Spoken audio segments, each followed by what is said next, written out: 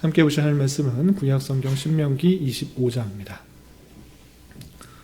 내일 읽게 되는 말씀 중의 본문인 신명기 25장 중에서 다 읽지는 않고 1절부터 8절까지 봉독한 이후에 10절까지 봉독하겠습니다. 1절부터 10절까지 봉독한 이후에 설교 내용을 통해서 전체 내용을 살펴보도록 하겠습니다. 신명기 25장 1절부터 10절까지 말씀, 구약성경 299면 전후를 보시면 되겠습니다. 함께 봉독합니다. 사람들 사이에 시비가 생겨 재판을 청하면 재판장은 그들을 재판하여 의인은 의롭다 하고 악인은 정죄할 것이며, 악인에게 태형이 합당하면 재판장은 그를 엎드리게 하고 그 앞에서 그의 죄에 따라 수를 맞추어 때리게 하라. 40가지는 때리려니와 그것을 넘기지는 못할지니, 만일 그것을 넘겨 매를 지나치게 때리면 내가 내 형제를 경히 여기는 것이 될까 하노라. 곡식 떠는 소에게 망을 씌우지 말지니라. 형제들이 함께 사는데 그중 하나가 죽고 아들이 없거든 그 죽은 자의 아내는 나가서 타인에게 시집가지 말 것이요, 그의 남편의 형제가 그에게로 들어가서 그를 맞이하여 아내로 삼아 그의 남편의 형제된 의무를 그에게 다 행할 것이요, 그 여인이 낳은 첫 아들이 그 죽은 형제의 이름을 잊게 하여 그 이름이 이스라엘 중에서 끊어지지 않게 할 것이니라. 그러나 그 사람이 만일 그 형제의 아내 맞이하기를 즐겨하지 아니하면 그 형제의 아내는 그 성문으로 장로들에게 다가가서 말하기를, 내 남편의 형제가 그의 형제의 이름을 이스라엘 중에 잊기를 싫어하여 남편의 형제된 의무를 내게 행하지 아니하나이다 할 것이요, 그 성읍 장로들은 그를 불러다가 말할 것이며, 그가 이미 정한 뜻대로 말하기를 내가 그 여자를 맞이하기를 즐겨하지 아니하노라 하면, 그의 형제의 아내가 장로들 앞에서 그에게 나아가서 그의 발에서 신을 벗기고 그의 얼굴에 침을 뱉으며 이르기를, 그의 형제의 집을 세우기를 즐겨 아니하는 자에게는 이같이 할 것이라 하고, 이스라엘 중에서 그의 이름을 신 벗김 받은 자의 집이라 부를 것이니라. 아멘. 감사합니다. 우리는 계속해서 출애굽 2세대들에게 가나안 땅에 들어가서 지켜야 할 여러 가지 규례들에 대해서 살펴보고 있습니다. 그 내용들을 잘 살펴서 문자 그대로 지킬 것이 아니라 그때 당시에 특별히 신정사회에서 하나님께서 약속하신 그 부분들을 오늘날 어떻게 적용해야 될지 의미를 생각하면서 적용해야 되는 심의법으로 대해야 될 것입니다. 오늘에도 다양한 규례들이 나오고 있습니다. 하나하나 내용들을 다 살펴보기보다는 핵심적인 내용을 통해서 핵심적인 내용을 묶어가지고 우리가 어떻게 적용해야 될지 생각하는 시간을 갖고, 또 그것을 위해 기도하며 또 우리에게 주어진 기도 제목을 믿음으로 간구하는 시간 되었으면 좋겠습니다. 우선 25장 1절에서 보면 공정한 재판에 대해서 어떻게 해야 될지 이렇게 말하고 있습니다. 1절 보시면, 사람들 사이에 시비가 생겨 재판을 청하면 재판장은 그들을 재판하여 의인은 의롭다 하고 악인은 정죄할 것이다 그랬습니다. 재판하는 데 있어서 의인은 당연히 의롭다 하고 악인은 정죄, 죄가 있다 이렇게 표현했는데, 그렇게 되지 않는 경우가 너무나 빈번하게 발생될 수 있는 것이 인간의 연약함이고 인간의 부패성들인 것입니다. 뇌물을 주거나 아니면 가까운 사람들이 있을 때 인정을 봐주고 나에게 이득이 되는 판정을 혹 할 수 있기 때문에 아주 당연한 일이지만 재판을 할 때 의인은 의롭다 하고 악인은 정죄하는 것, 그것이 성도로서 하나님의 택하신 백성이고 또 구별된 백성으로서 마땅히 해야 될 자세로 알려주고 있는 것입니다.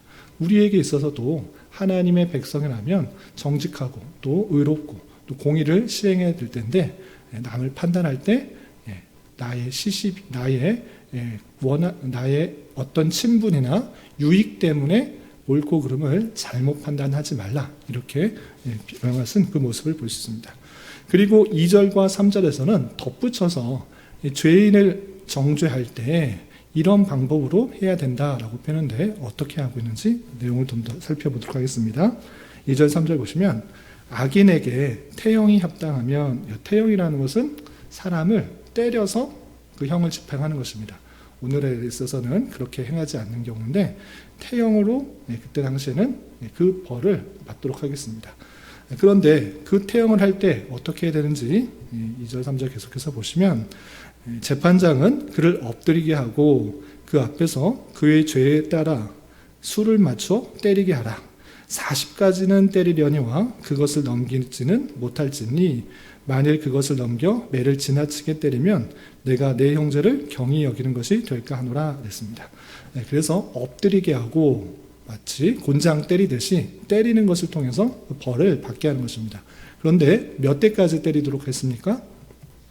40대. 왜 하필 40대일까? 라고 할 때 40이라는 그 숫자가 상징적이기 때문에 그렇습니다. 그래서 40이라는 그런 숫자는 종종 심판 또 시험이라는 상징적인 뜻이기 때문에 40대까지는 때릴 수 있는데 그 넘어서는 그 사람의 인격을 모독하는 것이고 그 사람이 혹 경히 여기고 혹여나 죽을 수도 있기 때문에 40까지는 때리되 그 위에는 넘지 못하도록 했습니다.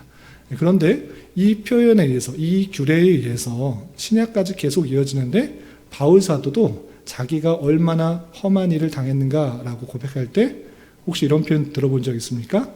40에 하나 감한 매를 3번이나 맞았다. 이런 표현도 혹시 들어보셨습니까? 예, 그런 표현, 그 규례가, 모세의 규례가 계속적으로 이어져서 40대 이상으로 때리지 않았던 것입니다. 그런데 40대 맞는 것을 3번 맞았다. 이렇게 표현하지 않고 40에 하나 감한 것을 3번 맞았다. 이렇게 표현하고 있습니다. 왜 그랬을까요? 예, 40대까지는 때리도록 했는데 40에 하나 감한 매를 때리도록 하는 그 모습을 보셨습니다. 왜 그런가 했을 때 사람인지라 실수로 40대까지 때려야 되는데 혹여나 잘못 때려서 숫자를 잘못 세거나 아니면 때리는 데 있어서 잘못 시행을 해서 41번을 때릴 수도 있는 것입니다. 그래서 그 실수를 범하지 않게 숫자를 세되 40대를 때리지 않고 혹여나 실수로 잘못 세거나 또 다르게 할 수 있을까 봐 40에 하나 감한 그런 매를 계속적으로 시행했던 것입니다. 그렇게 사람이 혹이나 실수가 있을까 봐 하나님의 말씀에 근거해서 그 일들을 계속적으로 집행하는 것을 볼 수 있습니다. 이 형을 집행하는 데 있어서도 사람의 그 인격이 완전히 무너지고 완전히 무시하지 않도록 그렇게 40대까지 때리고 그것을 넘지 않도록 하시는 하나님의 은혜들을 볼 수 있습니다. 그리고 4절에는 이런 표현도 있습니다. 곡식 떠는 소에게 망을 씌우지 말지니라 라고 표현하셨습니다. 이 곡식을 떠는 소에게 망을 씌우지 말라. 이건 무슨 뜻일까요?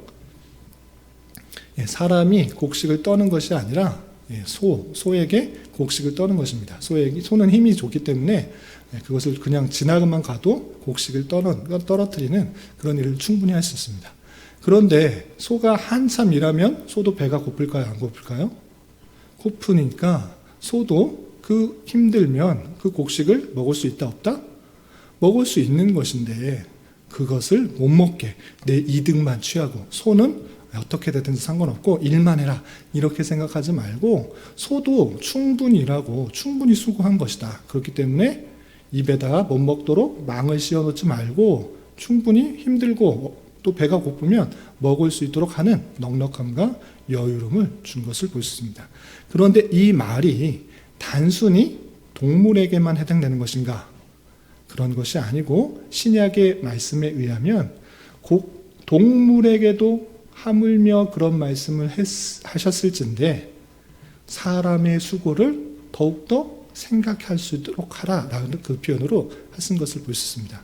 그러니까 단순히 동물들이 수고하고 노력하는 것에 대해서 충분히 보상을 해주라 이것에서 그치는 것이 아니라 확장적인 의미로서 성도들 가운데 특별히 말씀과 또 성도를 돌보는 일들에 수고하는 마땅히 수고를 더하는 사람들에게 그에 합당한 그런 열매들을 또 노력의 대가들을 충분히 공급해 주는 것이 마땅하다. 수고에 대한 보상을 해주는 것이 마땅하다. 이렇게 적용해야 될 것입니다.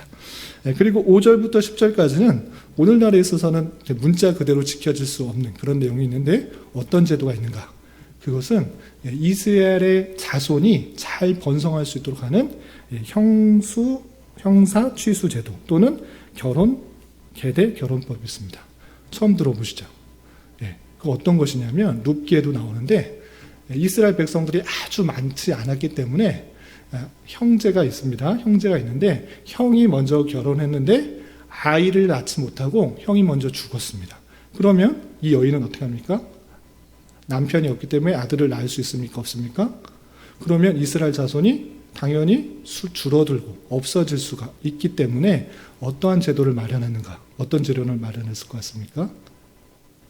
오늘날에서는 볼 수 없는데 동생이 형의 아내와 결혼 관계를 가져서 아이를 낳아서 그 형의 계대를 잇도록 했습니다. 그를 통해서 이스라엘 백성들이 끊어지지 않도록 계속적으로 이루어질 수 있도록 하는 그런 형사 취수 제도를 했던 것입니다. 오늘날에서 이 문자 그대로 지켜지지 않지만 그 의미를 통해서 보여주신 것이 무엇인가라고 할 때 이스라엘 백성, 그 자손들이 계속적으로 이어질 수 있도록 그 가족 관계에서 가까운 사람들이 계속적으로 노력할 수 있도록 하는 그 제도를 보였던 것입니다. 그런데 이것은 명령이 아니라 꼭 해야 되는 것이 아니라 권면하는 내용입니다. 그래서 동생이 형의 아내와 결혼하는 게 항상 좋은 것이 아니라 싫어할 수도 있습니까? 없습니까? 싫어할 수도 있는 것입니다. 왜 형의 아내와 내가 결혼해야 됩니까? 왜 꼭 그런 법을 꼭 지켜야 됩니까?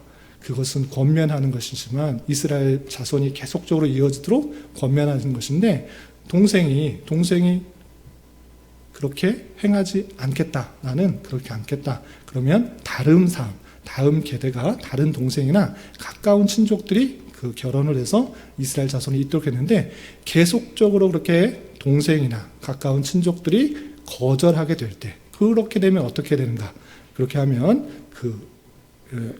형의 아내가 성읍의 장로들을 초청해서 내가 계대를 이어서 이스라엘 자손들을 계속적으로 이으려고 하는데 이 동생이 가까운 친족이 그 의무를 지지 않으려고 합니다라고 확증한 이후에 장로들 앞에서 신발을 벗겨져서 얼굴에 침을 뱉으면서 이렇게 말합니다.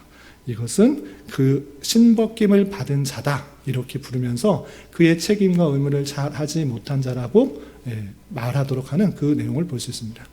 그 수치 또는 그 모욕을 당하면서도 생각하도록 하는 것이 무엇인가? 꼭 그렇게 안 할 수는 있지만 그 기쁜 마음으로 즐거운 마음으로 하나님의 백성, 그 이스라엘 백성들이 계속적으로 번성하는데 마음을 다할 수 있도록 하시는 하나님의 뜻을 살펴볼 수가 있는 것입니다. 마찬가지로 내 유익과 내 기쁨과 내 만족만을 위한 삶이 아니라 가까운 가족이나 또는 우리 교회 공동체 안에서 하나님의 언약 백성 안에서 여러 가지 힘들고 어려운 일들이 있을 때 나는 상관없습니다. 나하고는 전혀 무관한 일들입니다. 나는 내 기쁨과 즐거움을 위해서만 살겠습니다. 라고 할 때 그것이 얼마나 하나님 보시기에 안타까운 일인가 생각해 보면서 하나님께서 우리에게 주신 그 번성의 그 내용들, 하나님의 언약 백성들이 계속적으로 지켜지도록 하는 그 내용들을 함께 힘써서 노력하며 지켜야 될 것입니다. 그리고 11절, 12절에 있어서는 좀 또 특별한 내용들이 있습니다. 어떤 내용인가? 두 사람이 싸울 때 아내가 남의 남자의 음낭을 손으로 잡을 때 싸우는 데 있어서 남자의 그런 제일 약점이라고 할 수 있는 그 부분을 딱 잡는 것입니다. 그러할 때 어떻게 해야 되느냐? 12절 보면 그 여인의 손을 찍어버릴 것이고 내 눈이 그를 불쌍히 여기지 말지니라 라고 표현하고 있습니다. 이렇게 싸우는 데 있어서 그 여인이 약점을 그렇게 공격할 때 과감없이 그렇게 상하게 여인 손을 찍어버리라고 할 정도로 상대방에 있어서 가장 중요한 또는 생식할 수 있는 그런 부분에 있어서 함부로 여기지 못하도록 하는 강력한 그 내용들을 살펴볼 수 있습니다. 그래서 그 사람에 대한 인격의 모독임과 동시에 생명에 대한 위협 그리고 풍기문란을 막기 위해서 엄한 벌을 주신 것을 볼 수 있습니다.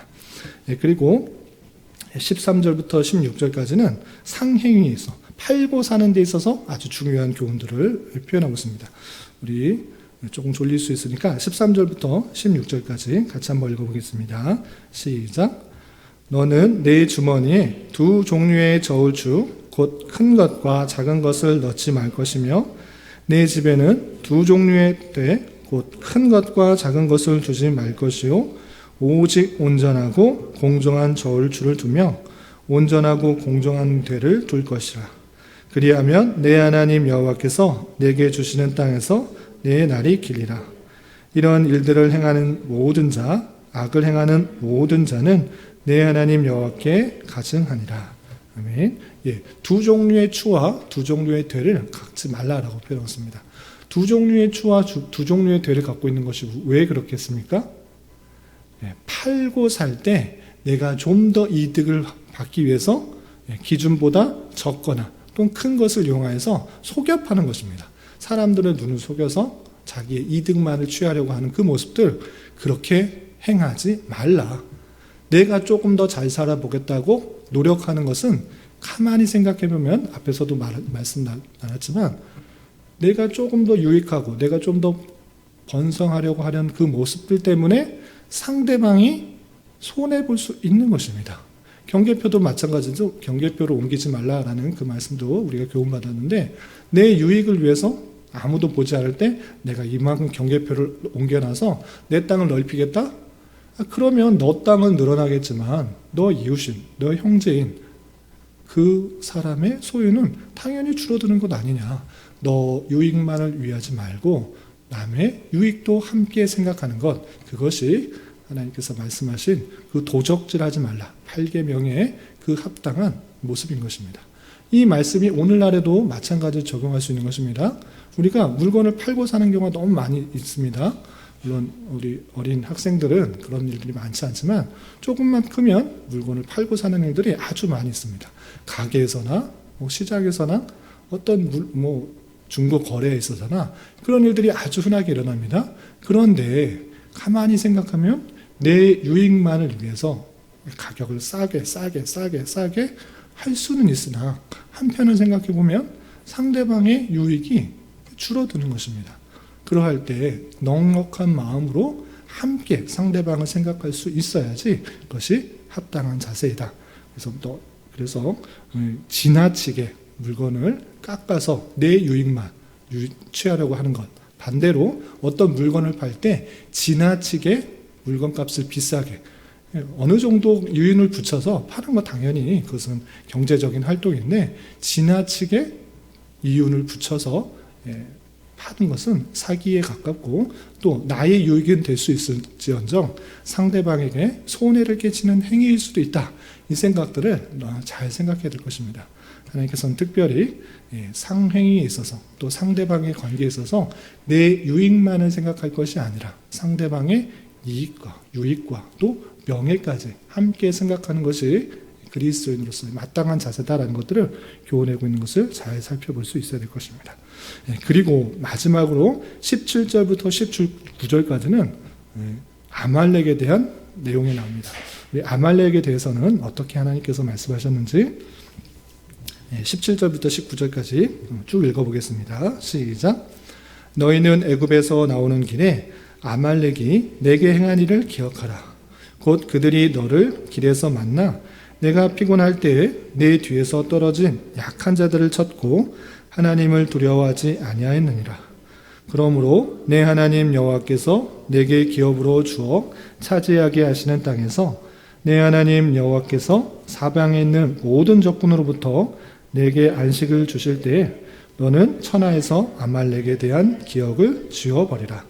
너는 잊지 말지니라. 아멘. 아말렉에 있어서 완전히 기억이 날지 않을 정도로 어떻게 된다? 없애버려야 된다. 이렇게 표현하고 있습니다. 이 아말렉은 어떤 죄를 범했는가? 출애굽할 때 아말렉이 그 이스라엘 백성들 힘없고 또 지쳐있는 그 모습들을 틈타서 약한 자들을 치고 하나님을 두려워하지 않고 전쟁을 일으켰던 것입니다. 그래서 여러분들이 잘 아시는 모세가 두 손을 들었을 때는 승리하고 두 손을 내렸을 때는 졌다. 이 대상이 아말렉 군대였던 것입니다. 이 아말렉 군대가 하나님을 두려워하지 않고 하나님의 백성을 치었고 또 그 피곤한 지친 백성들을 약한 자들을 치는 그 모습들 너는 기억하고 네가 가나안 땅에 들어가면 아말렉을 그냥 놔두라 아니면 전멸해라. 천하에서 아말렉에 대한 기억을 지워버리라. 이게 무슨 뜻입니까?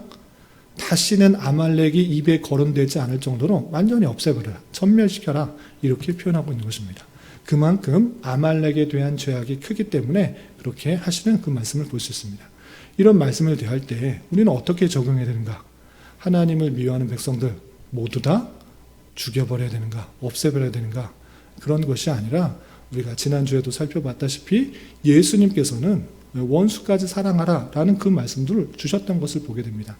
그래서 당장에 우리를 괴롭히고 힘들게 하고 어렵게 하는 그 사람들은 긍휼히 여겨주고 불쌍히 여겨주고 그에게 하나님을 알게 하는 그 마음들을 전해줄 수 있어야 될 것입니다. 그럼에도 불구하고 하나님께서 아말렉은 천하에서 기억되지 않도록 지워버리라 이렇게 표현할 때 우리는 사람은 미워하지 않고 죄악에 대해서 미워해야 될 것입니다. 어떤 죄악에 대해서 미워하는가? 하나님을 경멸히 여기고 하나님의 백성들을 탄압하고 핍박하는 그 모든 죄악에 대해서는 하나님의 심판이 있다라는 것들을 기억해 보면서 그 죄악들 그리고 하나님을 떠나게 하는 모든 죄악들은 우리는 경각심을 가지고 그것을 멀리 해야 될 것이고 그럼에도 불구하고 핍박과 탄압이 있을 때 그 사람들을 긍휼히 여기고 불쌍히 여겨서 하나님의 긍휼과 자비로 하나님께로 되돌아올 수 있는 그를 사랑할 수 있는 마음까지 품는 것이 오늘날의 자세다 이렇게 생각해야 될 것입니다. 여기까지가 25장의 내용들이었는데 이런 말씀을 통해서 다시 한번 말씀을 정리하겠습니다. 우리는 12장부터 아니 1장부터 신명기 1장부터 계속적으로 하나님께서 그 백성들이 지켜야 될 여러 가지 규례에 대해서 하나하나 자세하게 설명하고 있습니다. 물건을 파고 사는 것까지 또 곡식 떠는 소에게 망을 씌우고 마는 것까지 하나하나 세부적으로 말씀해 주시는 그 내용들을 우리는 살펴볼 때 이것에 대해서 우리는 어떻게 생각해야 되는가? 이 모든 말씀들이 우리를 얽어매는 것이 아니라 이것을 지킴으로 말미암아 구원받는다라는 그런 내용이 아니라 우리는 오직 하나님의 은혜로 구원받은 백성이므로 마땅히 이러한 자세를 가지고 살아가는 것이 하나님의 기쁨이요 하나님께서 원하시는 것이다 이렇게 생각해야 될 것입니다. 모든 율법들 지금 계속적으로 나오는데 이 모든 율법을 다 지켜야 너희가 구원받는다 이렇게 표현하지 않고 있습니다. 너희가 애굽에서 종되었던 것을 기억하라. 그러나 하나님께서 은혜로 구원해 주시지 않았느냐. 은혜로 구원받은 언약 백성임 임을 깨달아 하나님께서 원하시는 삶을 살아가기에 힘써야 되는 것입니다. 그래서 우리는 예배 드릴 때만 또는 성경 공부할 때만 또는 예배당에 나왔을 때만 이때만 하나님을 생각하고 하나님을 경배하고 찬양하는 것이 아니라 모든 삶의 정황에서 만나는 사람마다 또는 여러 가지 상황 속에서 하나님께서 원하시는 말씀들이 있다는 것들을 기억해 보며 하나님의 뜻대로 살아가기에 힘써야 되는 것입니다. 그리고 특별히 죄와 악에 대하여는 단호하게 더욱더 대처할 수 있어야 될 것입니다. 가나안 땅에 살고 있는 사람에게도 마찬가지고 또 그 백성들을 공격하였던 아말렉에도 마찬가지로 지워버려라, 진멸하라, 천하에서 생각나지 않도록 하라 라고 하시는 하나님께서 그 악에 대해서 단호하게 대처하도록 한 것처럼 우리 또한 하나님을 떠나게 하고 하나님을 원망하게 하고 또 죄악 가운데 빠지게 하는 다양한 것들로부터 단호하게 대처하며 살아갈 수 있어야 될 것입니다. 주님께서도 가르쳐 주신 그 기도에 시험에 들지 말게 하옵시고 악에서 구하소서라고 기도하라고 하신 것처럼 우리의 힘과 능력으로는 그 죄악에 대해서 싸워 나갈 수 있는 힘이 없는 것입니다. 우리가 죄성이 있기 때문에 쉽게 죄악에 빠지기 쉽다라는 것들을 기억하면서 날마다 주님 앞에 내 죄성을 고하고 주님 앞에 이 죄악들에 빠지지 않도록 시험에 빠지지 않도록 악에서 건져내달라고 날마다 간구해야지 그런 삶을 살아갈 수 있는 것입니다. 이런 말씀의 교훈에 따라 우리가 남은 한평생 힘있게 살아갈 수 있는 저와 여러분이 되시기를 주님의 이름으로 부탁을 드립니다. 기도하겠습니다. 하나님 아버지 감사합니다. 오늘 말씀을 통하여 출애굽 2세대들이 가나안 땅에 들어가서 행해야 할 여러 가지 규례에 대해서 살펴보았습니다. 이런 말씀을 대하는 자로서 우리의 삶의 자리에서 내 생각과 내 뜻대로 행하기보다는 하나님께서 주신 말씀에 근거하여 살아가기에 힘쓰게 하여 주시고 하나님의 은혜로 구원받은 언약 백성임을 깨달아 죄악에 대하여는 단호하게 대처하게 하여 주시고 사람과의 관계에 있어서는 더욱더 공의롭고 정의롭게 행할 수 있는 자 되게 하여 주시옵소서. 주님, 계속해서 우리에게 주어진 여러 가지 기도 제목을 가지고 주님 앞에 나아갑니다.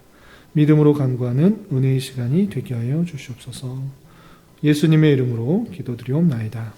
아멘.